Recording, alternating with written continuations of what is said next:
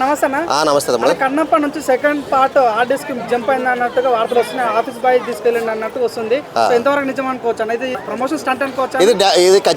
ఇది ఖచ్చితంగా ప్రమోషన్స్ కు సంబంధించింది అంటే యాక్చువల్గా ఎక్కడ వచ్చిందంటే ఈ ప్రమోషన్ ఎందుకు చేస్తున్నారంటే ఇలా మొన్న డైరెక్టర్ గారు స్టేజ్ ఎక్కి కొన్ని వ్యాఖ్యలు చేశారు. సో అప్పటి నుంచి బాయ్కట్ భైరవ అని చెప్పి మొదలుపెట్టారు. ఎందుకంటే వైఎస్ఆర్ పార్టీకి ఆపోజిట్గా అంటే రాజకీయాలు తీసుకొస్తున్నారు. ఈ ప్రతిసారి ఈ సినిమా వరకు కొత్తగా అలవాటు ఏమైందంటే స్టేజ్ మీదకి ఎక్కి ఆడియో ఫంక్షన్ కానీ లేదా మూవీ రిలీజ్ ఈవెంట్లో కానీ రాజకీయాలు ఇన్వాల్వ్ చేస్తున్నారు. సో దాని విధంగా మొన్న బాయ్కట్ భైరవ అని చెప్పి హ్యాష్ ట్యాగ్ పెట్టి ఇటు కొంచెం హైప్ చేశారు. సో దాని విధంగా ఏంటంటే జనాలు డైవర్ట్ చేయాలి. సో సినిమా ఆగిపోతుందా లేదా రిలీజ్ అవుతుందా తెలియకుండా అంటే జనాలు మొత్తం డైవర్ట్ చేయడం కోసం హార్డ్ డిస్క్ పోయింది అని చెప్పేసి కావాలని ఇది ఒక సినిమా స్టంట్ అని చెప్పుకోవాలి. ఖచ్చితంగా ఇది ప్రమోషన్ వీడియో అనేది.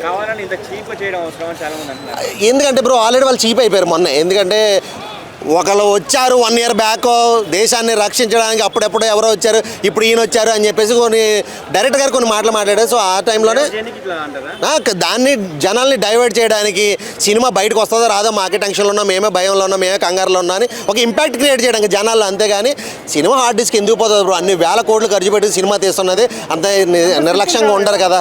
అంటే ఒకే హార్డ్ డిస్క్లోనే ఉంటారు, ల్యాప్టాప్లో పెట్టుకుంటారు, ఇంకా బ్యాకప్లు ఉంటాయి, చాలా ఉంటాయి, ఆన్లైన్లో ఉంటాయి. ఆల్రెడీ సినిమా అంతా అయిపోయింది, ప్రమోషన్స్ ఉన్నాయంటే ఆల్రెడీ సెన్సార్ కూడా అయిపోయి ఉంటుంది. సో అన్నీ అయిపోయి ఉంటాయి. ఎందుకంటే కొంతమంది జనాలు తెలియదు కాబట్టి ఒక ఇంపాక్ట్ క్రియేట్ చేసి జనాల్లో ఒక భయం క్రియేట్ చేసి అంటే ఈ టాపిక్ నుంచి ఇక్కడ నుంచి డైవర్ట్ అయ్యి ఇందులోకి వస్తారు. వైఎస్ఆర్ పార్టీని అభిమానులు అందరూ కూడా ఇలా మాట్లాడడం వల్ల బాయ్కట్ అన్నారు. సో అక్కడ నుంచి జనాలు మళ్ళీ ఇందులోకి రావాలి అనే దానికోసం ఒక స్టంట్ అనమాట ఇది. సో ఇది ఖచ్చితంగా సినిమా అయితే మాత్రం నాకు తెలిసి ఆ రోజున మన లైలా సినిమాకి పృథ్వీరాజ్ 30 years ఇండస్ట్రీ పృథ్వీరాజ్ గారు కొన్ని మాటలు మాట్లాడి సినిమాని తొక్కేశారు. నాశనం అయిపోయింది పాపం. ఎంతో కష్టపడి చేశాడు విశ్వక్సేన్, సినిమా అటర్ ఫ్లాప్ చేసి పడేశారు. సో ఈ సినిమా పరిస్థితి ఏందో నాకు అర్థం కావట్లేదు. నాకేంటంటే మంచు మనోజ్ అంటే చాలా ఇష్టం అన్న. ఎందుకంటే పాపం ఆయన ఫ్యామిలీలో ఆయన ఒక్కడే జెన్యూన్ పర్సన్, ఆయన అంటే నాకు చాలా ఇష్టం. సో చాలా రోజుల గ్యాప్ తర్వాత ఆయన సినిమాకి రావడం, ఈ డైరెక్టర్ ఎలా మాట్లాడడం, ఈ సినిమా పరిస్థితి ఏమవుతుందా అని ఒక రకమైన భయం కలిగింది. సో నేనైతే అనుకుంటున్నా, వైఎస్ఆర్ అభిమానంగా నేను చెప్తున్నా, ప్లీజ్ భైరవ సినిమాని మంచు మనోజ్ కోసం మనం చూద్దాము ఖచ్చితంగా. సో డైరెక్టర్ చేసిన తప్పే, సో డైరెక్టర్ క్షమాపణ చెప్పాలి, ఖచ్చితంగా తప్పలేదు, అందులోనూ క్షమాపణ చెప్పాలి. కానీ మనం మంచు మనోజ్ కోసం ఈ సినిమాని మనం చూడాలి తప్పకుండా.